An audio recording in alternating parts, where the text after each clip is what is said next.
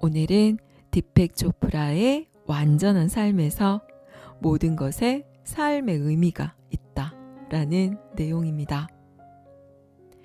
우리의 궁극적인 질문, 삶의 의미는 무엇인가? 그 질문에 대한 대답을 잠깐 상상해보자.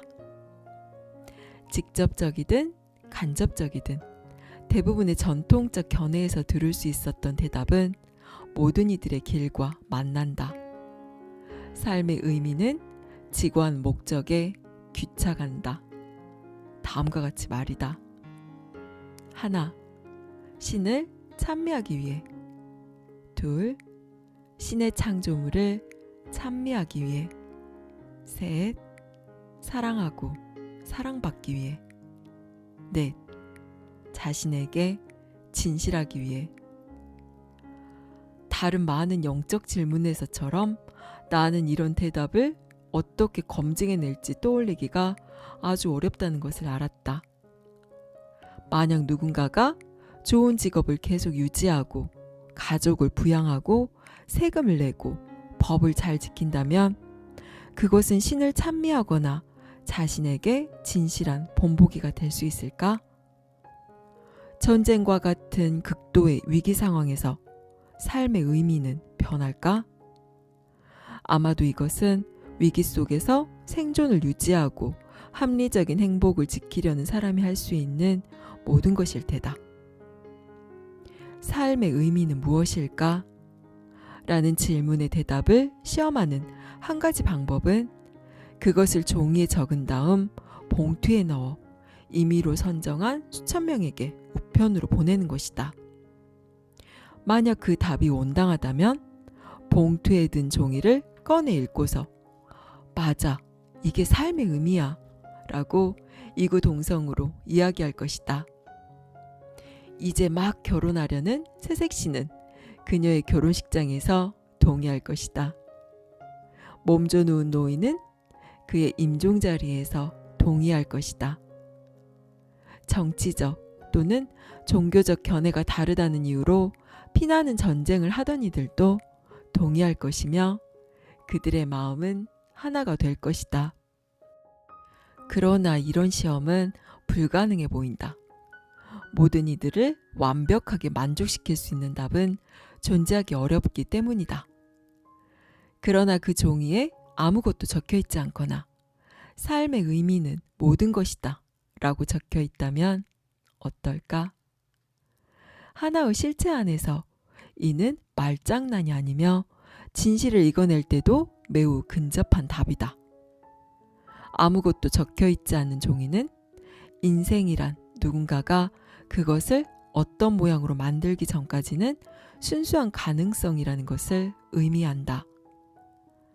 마찬가지로 삶의 의미는 모든 것이라는 답은 삶은 아무것도 남기지 않으며 아무것도 버릴 것이 없다는 것을 의미한다.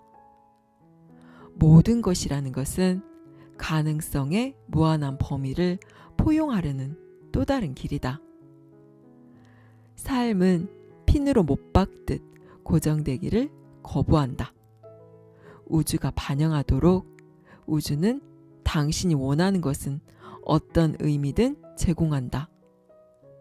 중세 유럽에서 사람들은 우주가 그들의 성삼위일체에 대한 강한 믿음을 반영해 주기를 갈구했다.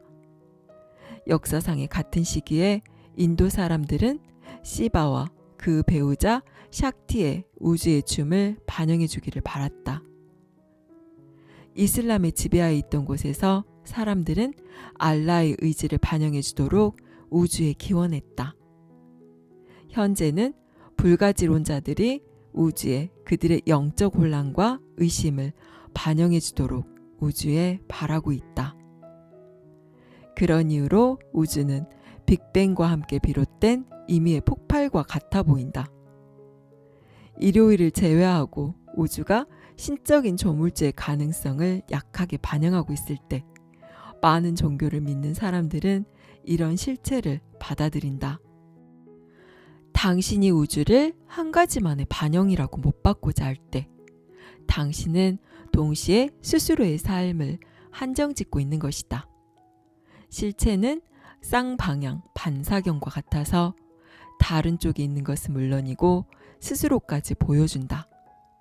우주는 사실의 한 가지 측면만을 지닌 것이 아니므로 항상 상호작용이 벌어진다. 바로 당신, 관찰자는 당신의 버전으로 실체를 존재의 영역으로 일으킨다. 빅뱅 이후로 전 우주는 인간의 신경계통과 같은 방식으로 작용한다. 만일 우리가 어떤 다른 방식으로 우주를 경험할 수 있다면 그것은 다른 우주일 것이다. 아무것도 보지 못하고 진화한 동굴 속의 장님 물고기에게는 우주가 캄캄하다. 아메바의 우주에는 소리가 없고 나무의 우주에는 맛이 없으며 뱀의 우주에는 냄새가 없다. 모든 생물은 그들이 지닌 잠재력의 범위에 따라서 자신의 표현 범위를 선택한다. 우주는 당신의 한계를 고려하지 않을 수 없다. 아름다운 광경이 동굴 속의 장님 물고기에게 영향을 미치지 못하고 달콤한 향기가 뱀을 유혹할 수 없듯이 당신의 한계 밖에 있는 삶의 국면들은 당신에겐 의미가 없다. 당신은 먹을 것을 얻기 위해 숲속을 헤매는 사냥꾼과 같다. 어떤 식물이 먹을 것이 못 되면 당신은 그것을 지나칠 것이고 그리하여 진귀한 식물들로 가득한 숲이 당신에겐 텅 빈 숲과 같을 것이다. 진화의 힘은 무한하지만 관찰자가 그것을 의식할 때만 작용한다. 예를 들면 사랑에 대해 다친 마음은 사랑이 없는 세상을 보면서 사랑에 어떤 징후가 있어도 응답하지 않지만 열린 마음은 똑같은 세상에서 무한한 사랑을 발견한다. 우리가 자신의 한계에만 머문다면 그것을 넘어서서 진화할 수 없다. 양자도약이 일어나는 것은 이 시점이다. 모든 관찰자가 특정 의미와 에너지를 지닌 어떤 종류의 현실을 창조한다. 의미가 타당해 보일 때 에너지가 모여 현상을 유지한다. 그러나 관찰자가 어떤 새로운 것을 보고 싶어 할 때 의미가 부서지고 에너지가 새로운 방식으로 결합하면서 세상은 양자도약을 경험한다. 도약은 스위치가 켜져 있을 때 가시적 차원에서 일어나지만 그것은 스위치가 꺼져 있을 때 불가시의 영역에서 준비된 것이다. 하나의 신뢰가 있다. 우리의 독서 능력은 선사시대의 인간이 대뇌 피지를 발달시키면서 생겨났고 선사시대의 사람들은 독서할 필요가 없었다. 많은 유전학자가 주장하듯이 진화가 마구잡이식으로 이루어진다면 독서 능력이 생존에 전혀 도움이 되지 않던 100만 년 전에 그것은 사라졌을 것이다. 그러나 그런 특질은 새롭게 나타나는 생명들을 위해서 존속했다. 의식은 무엇이 옳지 알고 있으며 하나로 전개되는 미래만이 아닌 어떤 미래를 위해서든 창조의 모든 소립자에 잠재력을 부여한다. 자연은 모든 차원에서 어떤 일이 일어날지 미리 알릴 필요가 없다. 자연은 단지 성장을 위한 길을 열어놓을 뿐이고 생명체는 적절한 시기라고 느껴질 때 도약한다. 잠재력이 있는 한 미래는 선택을 통해 발전할 수 있다. 몇 가지 경우에서 예리한 지성을 지닌 사람은 내가 지금까지 말해온 것을 비판할 수도 있다. 당신은 스스로 모순되는 말을 하고 있다. 원인과 결과가 영원히 이어진다고 하더니 이제는 시작과 함께 이미 끝이 존재한다고 말한다. 어느 쪽이 맞는 것이냐? 그렇다. 그 양쪽 다이다. 이것은 그다지 만족스러운 대답 같진 않다. 그런 대답은 예리한 지성의 비판자를 눈살 찌푸리게 만들 수 있다. 그러나 우주는 인과관계를 이용하여 어딘가에 도달한다. 우주가 양자도약을 원할 때 인과관계는 목적과 뒤섞여 하나가 된다. 실제로 당신은 이것을 매 순간 체험한다. 당신이 마음의 눈으로 붉은색을 볼 때 당신의 뇌세포들은 특정한 방식으로 신호를 방출한다. 그러나 당신은 그들에게 그렇게 하라고 지시하지 않았다. 그들이 당신의 생각에 스스로 동조한 것이다.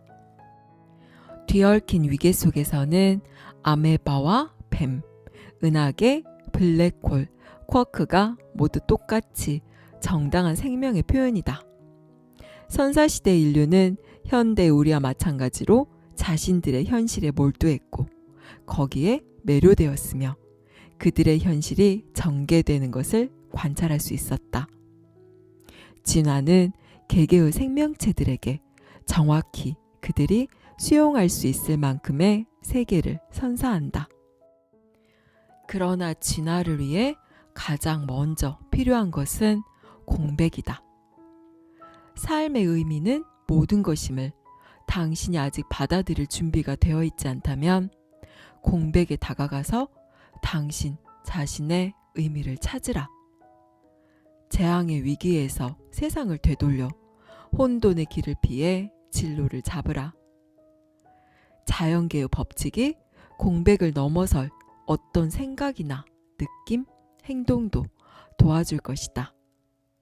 왜냐하면 우주는 관찰자와 관찰 대상이 하나가 되도록 이루어져 있기 때문이다. 당신은 자신을 의식하고 있으므로 당신의 운명은 하빌이다.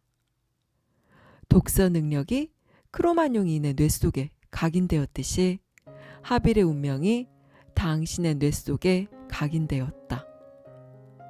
공백을 넘어서면 현대인은 그들 스스로 더 높고 낮은 생명의 형태들과 하나가 됨을 알게 될 것이다.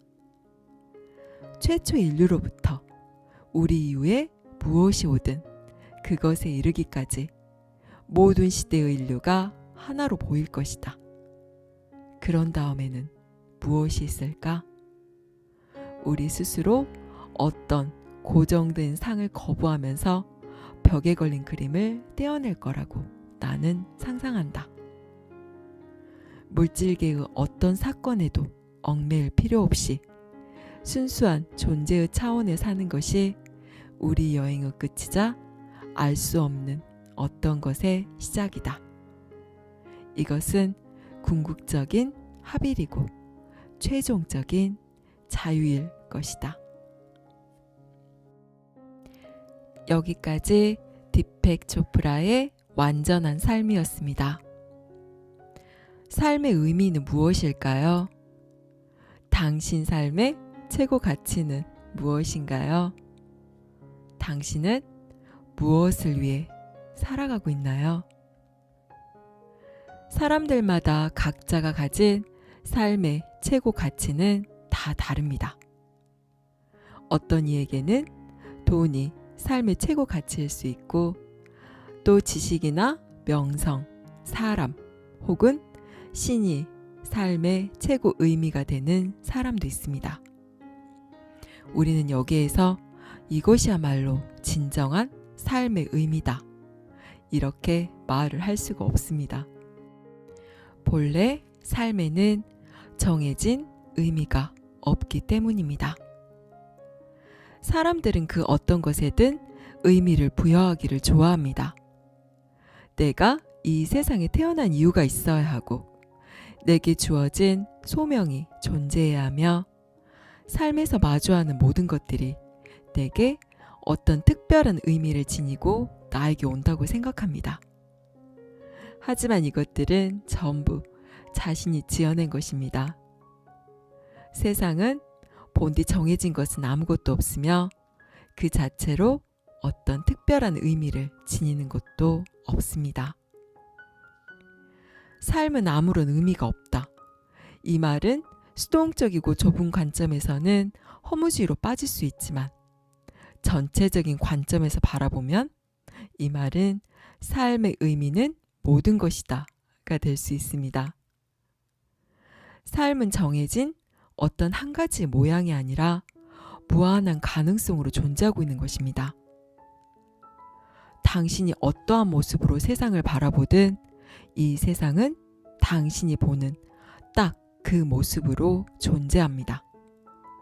당신과 우주는 매 순간 공동으로 창조 작업을 하고 있는 것입니다. 멋지지 않나요? 이것은 우리가 이미 고정된 세상에 무력하고 미미한 존재로 살다 죽는 것이 아니라 내가 태어남과 동시에 이 우주가 생겨나고 내가 원하는 대로 자신의 세상을 창조할 수 있다는 뜻입니다. 하지만 이것이 양자물리학에서 과학적으로도 증명된 사실임에도 불구하고 우리의 인식은 이것을 이해하거나 동의하기가 힘듭니다. 세상은 전혀 나와 상관없이 돌아가는 듯 보이고 삶에서 내 의지대로 되어가는 일은 극히 제한되어 있는 것으로 느껴집니다. 왜 그럴까요? 내가 나에 너무 집착해 있기 때문입니다. 내가 나라는 좁은 틀에 집착해서 세상을 바라보고 타인을 바라보기에 나와 세상을 분리하는 현실만 자꾸 만들어내는 것입니다. 그렇게 내가 나라는 것을 붙잡고 그 안에 갇혀 있으면 거대한 세상과 작은 나로 분리될 수밖에 없습니다. 나라고 고집하는 모든 것들을 내려놓으세요. 그리고 삶을 온전히 신뢰하고 내맡기세요. 그러면 자신이 우주와 공동 창조자임을 느낄 수가 있습니다. 감사합니다. 사랑합니다.